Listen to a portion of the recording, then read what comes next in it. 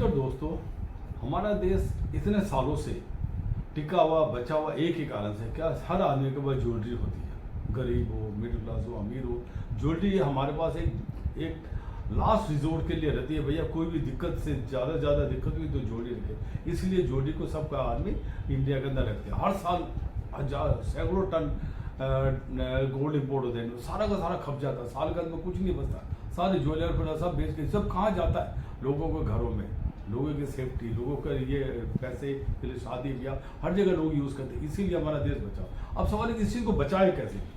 Jewellery को कैसे और कहाँ, ज्वेलरी कैसे और कहाँ चोरी हो सकती है, ये आप इस टॉपिक ये बताते हैं। सबसे पहले देखिए, आपके घर के अंदर चोर लोग घुस सकते हैं। आप घर में नहीं है, आपका दरवाजा तोड़ा, ताला तोड़ा, मेन अलमारी तोड़ी तो या द्वार तोड़ करके चोरी करके लेके, ऐसे केस में आपको उस पुलिस या इंश्योरेंस कंपनी को इंटीमेट करने के बाद आपको तब तक इंतजार करना चाहिए। भैया आप आगे देख लो कि भैया ऐसे करके चोरी हुई है। पुलिस है, उनको दिखा दिया, पुलिस ने फोटो ली और ली, चांस सब अंगूठे वगैरह का हाथ के निशान ले रहे तो इंश्योरेंस कंपनियाँ उनको भी दिखा दो, भैया आप भी देख लो, मैंने आपसे इंश्योरेंस लिया, ये मेरे यहाँ पर चोरी हो गया।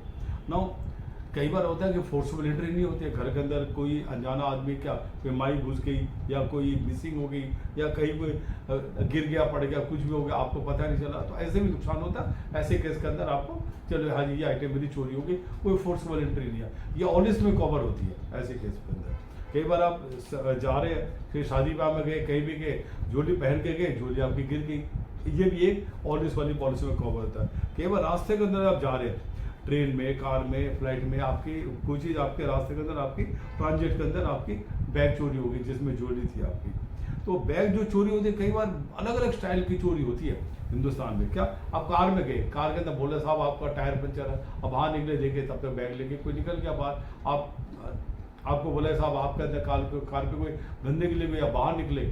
तो ये गैंग का काम होता है जो आके कार को टारगेट करते हैं। यह आदमी थोड़ा ज़्यादा सस्पेंस से चल रहा है, शायद इसके बाद कैश या ज्वेलरी कुछ न कुछ होगा, तो तब जाके वो लोग चोरी कर दिया। कई बार आप कुछ भी नहीं हुआ, चलो आप कार छोड़ के बंद करके गए, कहीं आसपास के 2 मिनट के लिए कांच का शीशा थोड़ा रेडी रहते हैं, शीशा थोड़ा, दरवाजा खोला और आपका सामान चोरी करके ले गए। कई बार आपको आश्चर्य होगा, रास्ते के अंदर लेडीज जाती है, जेंट्स जाती है, लेडीज खास करके उनको हिप्नोटाइज कर देते हैं। साहब आपको हिप्नोटाइज क्या, हिप्नोटाइज, अब हिप्नोटाइज होते कैसे? सिंपल है हिप्नोटाइज का, मैंने सीखा हुआ हिप्नोटिज्म कैसे करते हैं। आपको लेडी माता, आज शनिवार का दिन है या शुक्रवार का दिन है, बहुत बुरा वक्त है, तेरा पति है, आप पति तो हो ही गए, भाई मांग में सिंदूर भरा हुआ लग रहा है, तेरा पति को अगर बहुत बड़ी दर्द, जो भी अपना मेटल का सामान बाहर निकाल के रख दे, अगर नहीं तो उसको अगर दूर दस हो सकता। आपने बोला मैं छू नहीं सकता, मैं छूँगा तो मेरे पे ये दशा आ जाएगी, ठीक है भाई, या अपने एक रुमाल लिया, लेकर के डाल दिया, भैया तो तेरे पास ही नहीं। और उससे वो क्या करता है, लेडी आँख बंद कर ले, माता आँख बंद करके भगवान को याद कर, शनि महाराज मेरी ये बना अटक गया। तब तो वो क्या करता है, वो जो रुमाल लिया उसको बदला, दूसरे को सेम वजन, मिलता जुलता वजन का पत्थर वाला सामान रख दिया और जो लेके बोले माता 2 मिनट में बस ये सारे भगवान को जापता, तब तो आदमी गायब हो जाता। जब तक आपको होश आता, आप पोटली बांधी अपने बैग में डाले, ले गए, जहाँ आप घर पे गए जाके देखा, इसको तो पत्थर पड़ेगा। इसको बोलते हिप्नोटाइज करना। कई बार आप लोग ट्रेन वगैरह में आप जाते हैं तो ये हिप्नोटाइज वाले ये भी ऑन दिस पॉलिसी में कवर होता है। कई बार आप ट्रेन में जा रहे हैं, ट्रेन में, बस में आप जा रहे हैं, आपको क्लोरोफॉर्म सुखा दिया, बेहोश कर दिया, बेहोश करके आपका सामान, आपको सूटकेस बैग लेके जिसमें आपको ज्वेलरी पड़ी है, और बाथरूम गए, कहीं भी गए। कई बार होता है आपको गैंग्स आपको टारगेट करते हैं, ट्रेन में आदमी जा रहा है, लेडीज है, इनके पास जरूर ज्वेलरी या कैश होएगा मोटा, ठीक है भाई, ऐसे करके वो लोग आगे से आपको बेचते जाते हैं। आजकल तो बहुत आसान हो गया, मोबाइल पे सौदा हो जाता है आपका, भैया 20,000 की पार्टी है, 1 लाख की पार्टी, 2 लाख की पार्टी, 10 लाख की पार्टी है, आपका बैग चोरी करके ले जाते हैं, ट्रेन में उतर। ऐसे करके आपको ये इंश्योरेंस अगर रहती है तो आप कम से कम इंश्योरेंस क्लेम लॉन्च कर सकते हैं। लॉस कहीं भी हो सकता है, किसी भी जगह हो सकता है, आपको नहीं पता, आप कहाँ, आप कितने तरीके पता करेंगे, कितनी सावधानी बरतेंगे। फाइनली आपको इंश्योरेंस अगर लेकर रखते हैं, इंश्योरेंस कंपनी कहते हैं साहब आपने हमें प्रीमियम दिया, हम आपको क्लेम देके खुश है। कोई भी इंश्योरेंस कंपनी क्लेम रिजेक्ट करके खुश नहीं, उनको पता है अब रिजेक्ट करोगे आगे आप ओम्बड्समैन पे चले जाओगे, कंज्यूमर कोर्ट में चले। आज का जो डिस्ट्रिक्ट के लेवल में 1 करोड़ तक की पावर है, ओम्बड्समैन के बाद 30 लाख तक की पावर है, कोई दिक्कत नहीं, आराम से जाएंगे, वहां से आपका क्लेम पास हो जाएगा। तो इंश्योरेंस कंपनी कहती है भैया लेट अस पे, जेन्युइनली पे। तो आपको इंश्योरेंस करवाना चाहिए, इंश्योरेंस करवा करके आप अपने ज्वेलरी को सेफ्टी में रख सकते हैं। Thank you very much. आज हमने बताया ज्वेलरी को कैसे और कहाँ चोरी हो सकती है।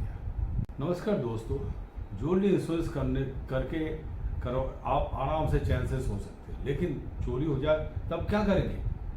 अगर चोरी हो तो सबसे पहले आपको एफआईआर इंश्योरेंस कंपनी कहती है जरूरी है, मस्ट आपको एफआईआर तो दर्ज करनी पड़ेगी। आप पुलिस स्टेशन में जाते हैं, एफआईआर दर्ज कर, पुलिस नहीं करती एफआईआर दर्ज, क्या करोगे आप?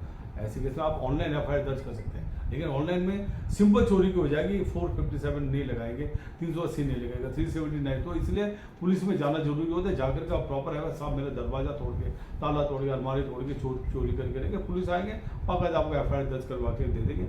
ये होता है नॉर्मल जोली के पॉलिसी में बर्गर जरूरी है। लेकिन अगर आप ऑलरेडी अगर पॉलिसी है तब फिर क्या होता है कि कई केसेस में 379 सेक्शन लगती है, जहाँ पर आपकी थेफ्ट होगी, फोर्सफुल एंट्री ले लेगी, कुछ ले लेगी, लेकिन आपके पास सामान चोरी हो गया, कोई आगे चोरी करके ले गया, और दरवाजा नहीं तोड़ा लेकिन फिर भी चोरी हो गई, तो ऐसे केस में आपको 379 में भी एफआईआर चाहिए। कई बार क्या होता है आपकी जो सामान की चोरी नहीं हुई, आपकी गिर गया, पड़ गया, कोई काक हो गई, कुछ पता नहीं, उसको होते नॉन कॉग्नाइजेबल ऑफेंस हुआ, NCR। ऐसे केस में पुलिस वाले बोलते कोई क्राइम तो हुआ नहीं, लेकिन हम आपको NCR दे देंगे, नॉन कॉग्निजेबल ऑफेंस रिपोर्ट दे देंगे। सब ये चीज़ मेरी, मैं यहाँ गए थे शादी में, जाते हुए मेरे कार में था, बस में कहाँ गिरा मुझे पता नहीं, आपने लिख दिया, लिख करके पुलिस वाले NCR आपको दे देंगे। कई बार NCR में भी आपको इंश्योरेंस कंपनी बोलते हैं फाइन, आपने ऑलरेडी पॉलिसी ले रखी है तो NCR भी आपकी चलेगी। ये होने को अब आपको उसके बाद क्या होता है, तीनों तरह के एफआईआर मैंने डिस्कस कर लिया। अब आ गया आपकी FIR, final police report. Police वाले को सभी केस में फाइनल पुलिस रिपोर्ट देनी पड़ती है, उसको बोलते हैं एफआईआर। अगर कोई आदमी पकड़ा गया और चीज हो गया तब तो चार्जशीट पे लेके गया, साहब ने चोरी किया, इसके खिलाफ चोरी का मुकदमा चलना चाहिए, पुलिस आएगी और आएगी या जज उसको सजा देगी। लेकिन एफआईआर एक बार बन जाए फिर जो कोर्ट की सजा वो चलती रहेगी, आपको उसके लिए इंतजार नहीं करना, ना इंश्योरेंस कंपनी को चार्जशीट मिलकर देर चलना। लेकिन कोई अगर नहीं पकड़ा गया उस केस में पुलिस वाले क्या इशू करते हैं, आपको अनट्रेस रिपोर्ट देते हैं। अनट्रेस रिपोर्ट में लिख देते हैं हमने सब कोशिश करी ढूंढने की, चोर को नहीं मिले, अनट्रेस रिपोर्ट आपको दे दी है ना। अनट्रेस रिपोर्ट पुलिस वाले देते हैं, पर लेकिन इंश्योरेंस कंपनी बोलती है भैया इसको कोर्ट के अंदर जमा होनी चाहिए, कोर्ट से आप निकलवा के दो। आज अनट्रेस को कोर्ट ने स्वीकार कर लिया तो कोर्ट से आपने निकलवा के दे दी, वकील लगाया, वकील कोर्ट में गया, अनट्रेस रिपोर्ट फाइल कर दी पुलिस ने कोर्ट में, कोर्ट से आप निकलवा लिया untraced report, that is enough. आज कोई चोर में नहीं मिला, नो नथिंग, इंश्योरेंस कंपनी आपको क्लेम दे देगी। एक चीज ध्यान रखिए, जब भी कोई लॉस हो जाए हड़बड़ी में इंश्योरेंस कंपनी या पुलिस में बच जाएगी मेरी राय में। वो क्यों, पहले देखिए आपके इंश्योरेंस पॉलिसी है, आज ये है क्या लिखा हुआ उसमें, ये चीज लिखा हुआ, अकॉर्डिंग आप मेंशन कीजिए सब ये आइटम मेरी चोरी हुई है, देखिए कि भी पॉलिसी की वर्डिंग क्या, वजन क्या लिखा हुआ है, नंबर ऑफ क्वांटिटी, उसके बाद आप कीजिए। तो यानी कि आप जो डिटेल्स जो आइटम का आप देंगे, किसको, पुलिस को, इंश्योरेंस कंपनी को, वैल्यूअर को, आइटम ये सारे के सारे बिल्कुल सिंक होने चाहिए, एक जैसे होने चाहिए। ये नहीं कि आप बोले साहब चूड़ी मेरी लगभग 5 ग्राम की थी, आपने लिख दिया 3 ग्राम तोड़, भाई हमने इंश्योरेंस नहीं किया, 5 ग्राम की इंश्योरेंस है, 7 ग्राम लिख दिया वो इंश्योरेंस नहीं है। चूड़ी नहीं आपने लिख दिया कंगन का इंश्योरेंस नहीं, आपने चूड़ी की करवाई थी। तो आपको देखना क्या इंश्योरेंस करवाए, उस हिसाब से आप करें। अब एक यूनिक के हिसाब से डिस्कस कर रहा हूँ, अब मैं दिल्ली का रहने वाला है या बॉम्बे का रहने वाला, आप मद्रास चलेंगे पर जब या कलकत्ता चलेंगे, आपको वहाँ पर लॉस होगी चोरी। अब आप क्या करेंगे, वहाँ पर 2 रास्ते होते हैं आपके पास कि सबसे पहले आप वहाँ पर जीरो एफआईआर दर्ज कर सकते हैं कलकत्ता जाकर के, भैया दिल्ली आकर के, दिल्ली मानो आप दिल्ली के रहने वाले, कलकत्ता की चोरी होगी, अब दिल्ली लौट के आ गए वापस। अब आपको पता चला मेरी तो आइटम चोरी हो गई कलकत्ता में एफआईआर दर्ज मैं करवा नहीं पाया।